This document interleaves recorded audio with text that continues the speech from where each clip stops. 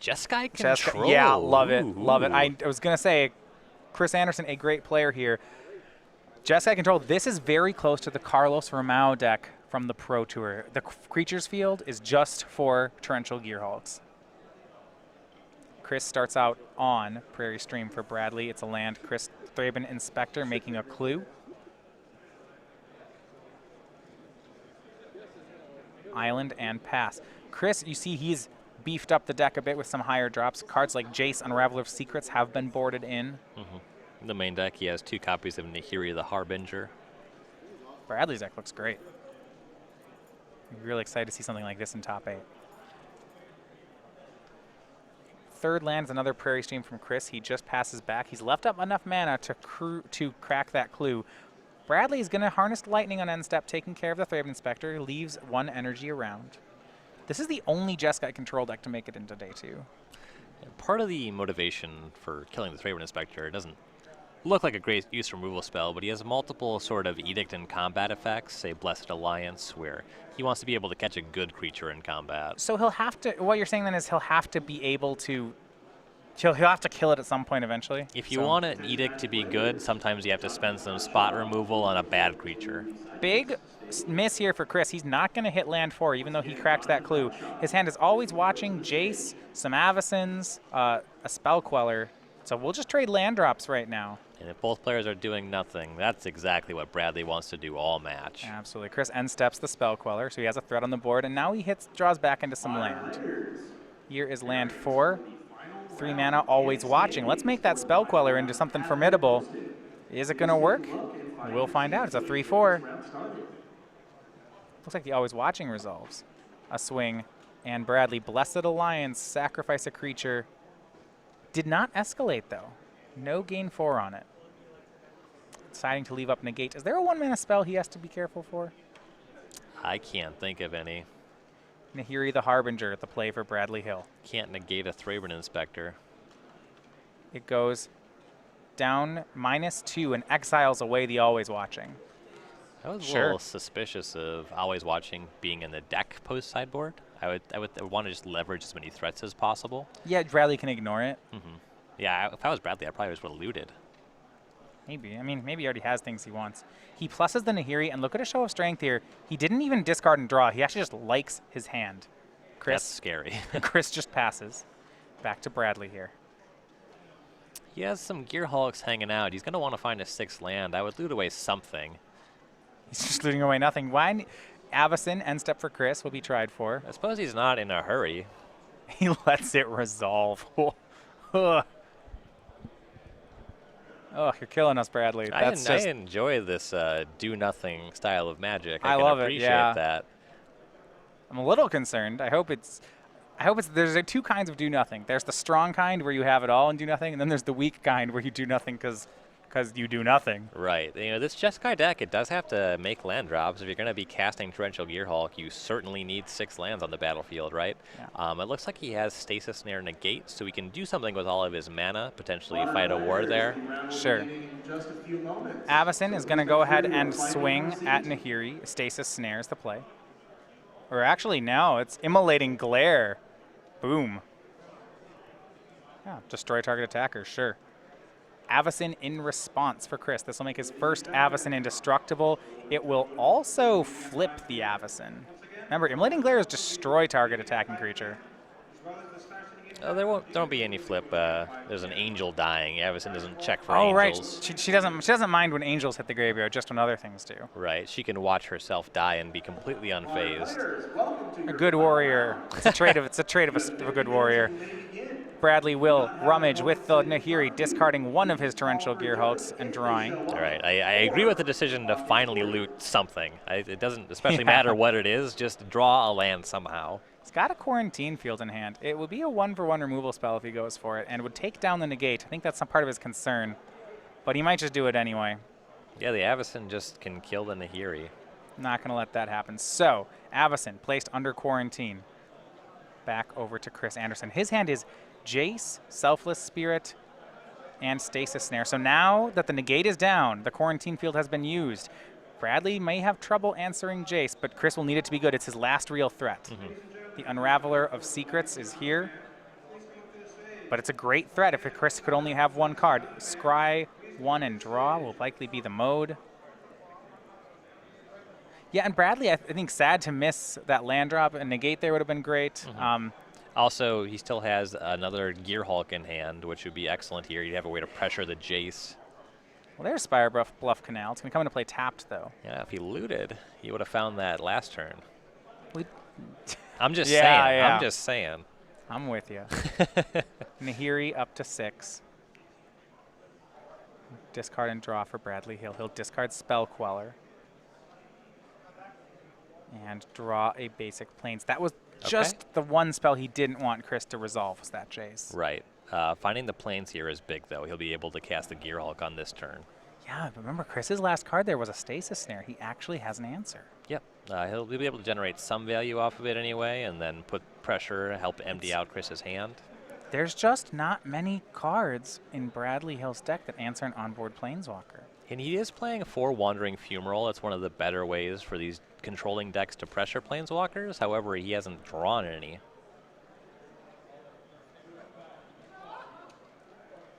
Selfless Spirit number 2 for Chris Andersen.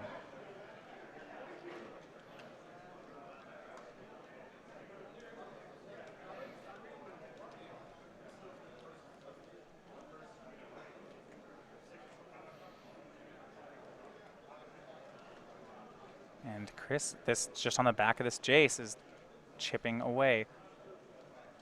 Selfless Spirit attacks, and now Bradley will flash Spell Queller into play. Stasis Snare will take care of the Spell Queller if Bradley allows it. He's got a negate. And negate here would be strong because Chris doesn't have enough mana to cast the Gideon after all this. Now negate on the Stasis Snare. Spell Queller blocks. Selfless Spirit down and a go. Great sequence of plays here for Bradley. So he'll get to start pressuring the Jace. And Glimmer of Genius, the draw. Now the Jeskai deck's doing what it wants to. He's got enough mana for Gearhulk. Chris's Stasis Snare's gone. All right. He's ahead on the board. He has ways to generate even more counter advantage from here. +2. Discards Anticipate to draw. Draws Anticipate. All right. Shake his head. Sure, whatever. I guess I wanted that card after all. Spell Queller eventually takes care of Jace, but not until Chris has drawn 100 cards. Yeah, he's fine letting the Jace get to 8. Just block on the Selfless Spirit, have his Nahiri add enough loyalty to go find another Torrential Gearhulk, and then just be way ahead. And he's going to main phase this Torrential Gearhulk and shoot down Selfless Spirit. Yeah, that emblem, for Chris to get there, the emblem's a pretty big deal. Emblem says whenever an opponent plays a spell, for the first spell each turn, counter it. Bradley probably cannot win if that happens. No. Luckily for Bradley, he's way ahead, and Chris just do a revolutionary rebuff. Scry to the bottom and a draw off Jace. Draws him into Scatter to the Winds. Well, that's a pretty excellent card in this matchup. But his difficulty right now is that there's this 5/6 Gearhulk in play. And Chris does not have a removal spell just yet. He does have a blocker. Here's Gideon. Well, there's a Nahiri on 8 as well. That's just another Gearhulk. You're right, you can ultimate to get another Gearhulk. So looking at Bradley's graveyard. Well, he can just cast Glimmer of Genius from his hand. -8 Nahiri for Gearhulk and Glimmer again. And when you Nahiri, the creature does it die in a turn or does it come back to hand? Comes back to your hand. I love this deck. There's so much. That's so many cards. He's going to ultimate the Nahiri. This is going to be for a Torrential Gearhulk. Oh, this is good. This is so satisfying to watch. Just. All right, okay, 5/6 haste. What are we going to do with it? We're going to cast something for free. Yeah, discarded the Anticipate previously. I guess okay, you can love do it. that. That's love fine. It. Yeah, we'll do that. I like bigger spells, but you know. But maybe we anticipate into a counter spell. I understand. Yeah. Anticipate for free. Not going to take the lands. He's going to take the third one. We didn't get a good catch of what it is. But this should be enough pressure to hit Chris's Planeswalkers. And I assume he's going at the Planeswalkers and not at Chris? Yeah, get these Planeswalkers off the table. Once you're ahead on board, especially with the Gearhulk coming back to your hand, Blue-White Flash cannot realistically catch up with you. We'll see just where everything is headed here. Looks like he prioritizes Gideon over Jace. And then the Gearhulk goes back to his hand. Gosh, that's filthy. Okay. Chris does have the Scatter to the Winds for that, which can counter that on the way back, and Bradley has removed his Nahiri from the battlefield, which is something for Chris. Yeah, the ability to exile tapped creatures didn't seem like it was coming up. But the Nahiri is gone. The unfortunate thing, it turned into a Gearhulk. Thraben Inspector for Chris Andersen makes a clue token, passes. End step, Glimmer of Genius from Bradley. Chris has his one counter spell. Is this how he wants to spend it? The thing about countering Glimmer is you already know there's a Gearhulk in Bradley's hand. The Gearhulk is backbreaking. The thing about letting it resolve... He'll draw a negate. Yeah. Eventually, then you won't get anything. I mean, he has a copy main and a copy board, yeah. Untap for Bradley Hill. Another draw. Spell Queller now. I don't... Remember, even if you awaken Scatter to the Winds, it still only has converted mana cost 3. You can still Spell Quell that. Yes. An attack here at Jace. Thraben Inspector will jump in the way. It does take 2, however, off Spell Queller. Goes down to 3. Port Town and pass for Bradley. Chris is going to try to find something else. He draws a card off a clue. It's just a land. And Chris is kind of doing an impression of a control deck here, but he's just not playing on the same axis as Bradley. He's not a control deck, right? No. And that's just... Also, he's getting horribly flooded. Yeah, and you see he's got 2 cards, 3 lands. He can keep pace for a while, but eventually, if it's who's going to draw more counter spells, more card advantage, more planeswalkers, the answer is Bradley. Yes. He already just has a Gearhulk in reserve. Chris will pass the turn. End step, another Glimmer of Genius from Bradley. Chris's hand is rebuff, scatter 3 lands. He's not pulling the trigger on this negate, but I think he knows that when he eventually does, he's just going to lose a counter war over it. He might just have to go for it. Not yet. He'll let it resolve.